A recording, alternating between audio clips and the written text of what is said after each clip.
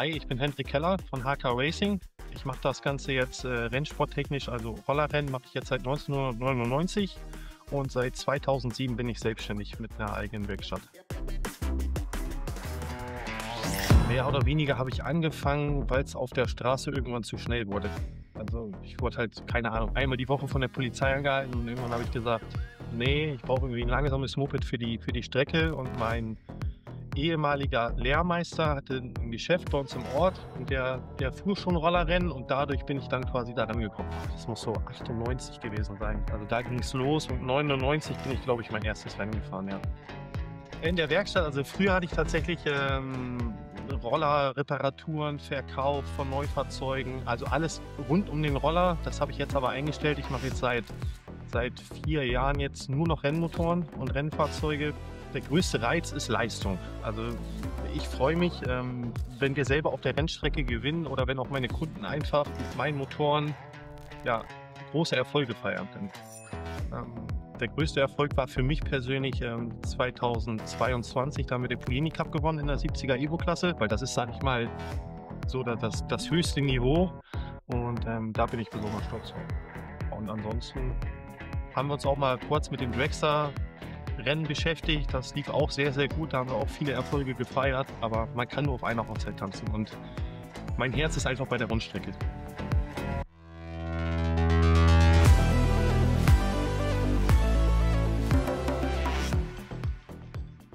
Ziel von Stage 6 und mir bei dem RT100-Projekt war es eigentlich, den Leuten zu zeigen, was mit so einem Rundkurs-Setup innerhalb des Reglements möglich ist. Bei der EST zum Beispiel oder beim Polini Cup hast du halt ein Reglement, wo du beschränkt bist in der Vergasergröße. Also beim Polini Cup zum Beispiel darfst du einen 30 mm Vergaser benutzen, und in der EST ist es jetzt ab diesem Jahr so, dass du sogar noch eine Airbox fahren musst. Und da würde es wenig Sinn machen, über 30 mm zu gehen, weil du musst die Luft ja auch irgendwo herbekommen für so einen riesen Vergaser. Das wird halt einfach alles zu laut. Deswegen ist es für uns einfach wichtig, dass wir mit einem möglichst kleinen Vergaser möglichst viel Leistung erzielen und das ganz stabil auf der Strecke haben. Also wichtig ist es halt auch, dass so ein Rundkursmotor 15 Runden funktioniert. Es bringt uns nichts, wenn er 2 Runden schnell ist und dann total abbaut. Dann hat er vielleicht die ersten 2 Runden 39 PS und dann fahren wir die letzten 13 Runden nur noch mit 32. Das bringt uns nicht weiter, ne? Deswegen war es wichtig, einen stabilen Motor zu bauen, der einfach gut funktioniert und konstant fährt. Der RT100, den wir jetzt gebaut haben, wenn ich schätzen müsste, ist das der, weiß ich nicht, 300. Motor, den ich jetzt gemacht habe.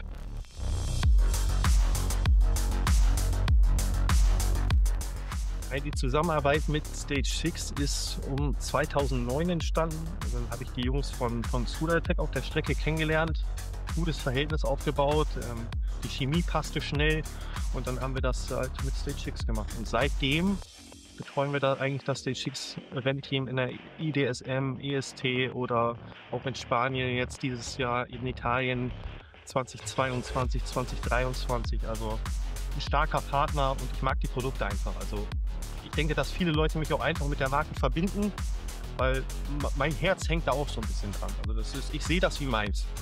Natürlich war das nicht nur spaßige Kooperation mit Stage 6, sondern auch eine sehr erfolgreiche. Also ich weiß es jetzt nicht genau, aber ich denke 15 Meisterschaften haben wir geholt in den stärksten Klassen europaweit. Also das funktioniert schon.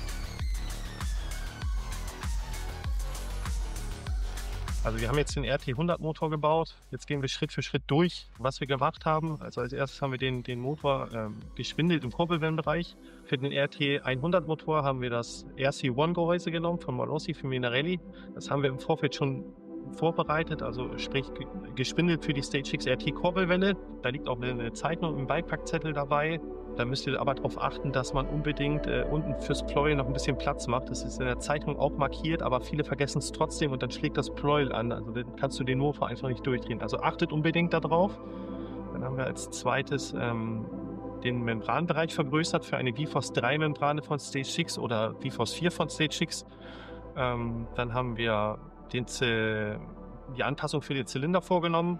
Für den Stage 6 RT100, da kann man ganz schön die Dichtung als Muster nehmen, dann malt man sich das an und dann fräst man sich das schön raus. Wichtig ist, dass ihr das nicht zu gerade macht, also versucht es ein bisschen bauchig zu machen und in den Radius von vom Zylinder zu gehen.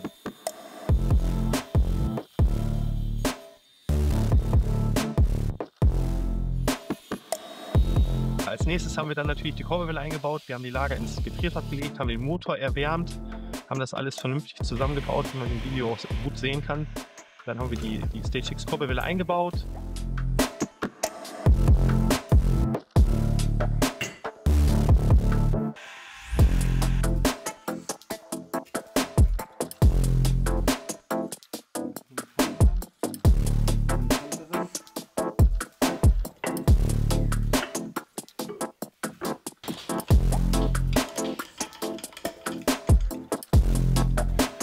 Hier ein bisschen über.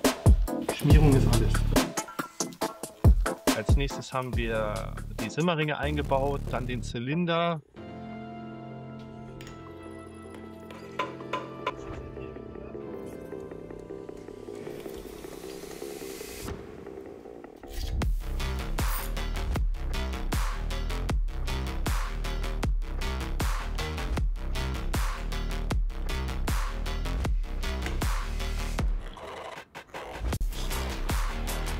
Als nächstes haben wir den Einlass, Stage X V-Force 3 Membrane, Stage X Ansaugstutzen, ein bisschen bearbeitet für einen 30er Vergaser. Und haben wir noch 5 mm Spacer gesetzt, weil die Membrane sonst die Kurbelwelle berühren würde.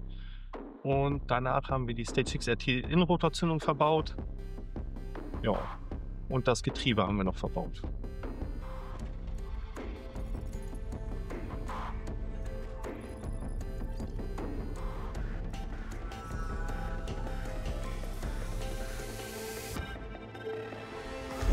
Und für den Prüfstand haben wir einen blockierten Antrieb eingebaut. Das heißt, wir wollten erstmal sehen, wo der Motor überhaupt die Leistungsdrehzahl hat, dass wir die Zündung vernünftig einstellen können, dass wir die Düse vernünftig anpassen können und dass wir dann ungefähr sehen, bei welcher Leistungsdrehzahl der Motor Leistung hat. Achso, als wir den Motor dann natürlich ins Fahrzeug eingebaut haben, haben wir den Stage X RT Auspuff angebaut, den RT 100 ohne Stinger-Reduzierung, und so haben wir das dann auf den Prüfstand gestellt. Also ich war gerade drüben im Prüfstandsraum gucken, wir haben 109 Läufe gemacht, also von gestern bis heute, gestern Nachmittag angefangen.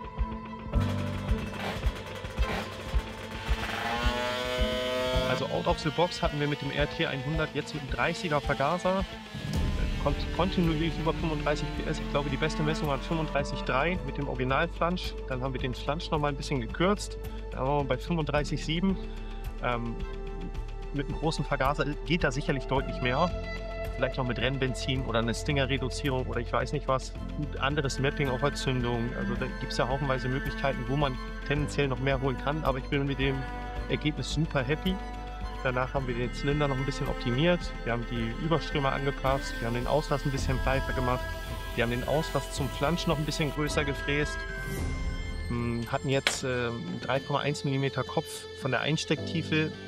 Ich könnte mir vorstellen, dass er jetzt eventuell ein Tick zu hoch von den Steuerzeiten ist. Trotzdem sind wir jetzt irgendwo bei 37,6 oder 37,7 PS, was absolut konkurrenzfähig ist in der Klasse. Also wenn man mit einem 30er Vergaser über 37 PS hat in der 100er Klasse, egal wo in Europa, kann man vorne mitfahren.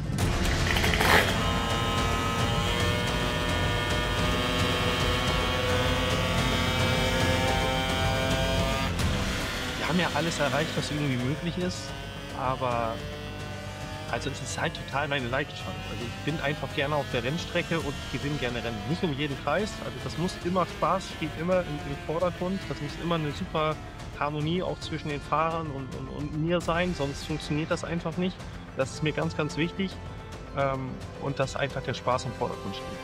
Abschließend würde ich noch gerne sagen, also ich würde es mir wünschen, wenn einfach noch mehr Starter zu den jeweiligen Rennveranstaltungen kommen könnten, speziell in der EST. Also das hat ja schon gut an Nachwuchs gewonnen, aber ich würde mich einfach freuen, wenn viel mehr jüngere Leute dort kommen und einfach mal um diesen Sport kennenzulernen.